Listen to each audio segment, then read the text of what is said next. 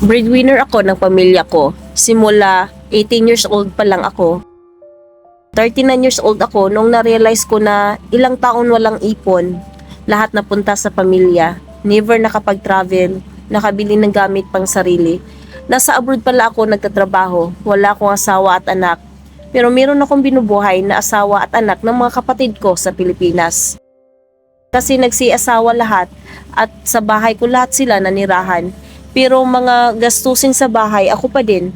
Napagod na ako, kaya noong 39 years old na ako, nagsinungaling ako na nawalan ako ng trabaho. Sabi ko na lang, naghahanap ako ng trabaho ulit, kaya huwag mo na sila manghingi ng pera sa akin kasi wala ko ipon. Isang taon ako nagsinungaling, pero sa totoo, may trabaho ako. At ngayon, 40 years old na ako, paunti-unti na nakaipon, nakakagala. Ang sarap pala sa pakiramdam kasi sa ilang taong pamilya ko lagi ko iniisip.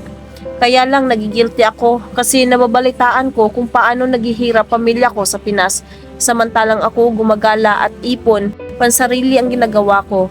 Mali ba to na nabubuhay ako na para sa sarili ko?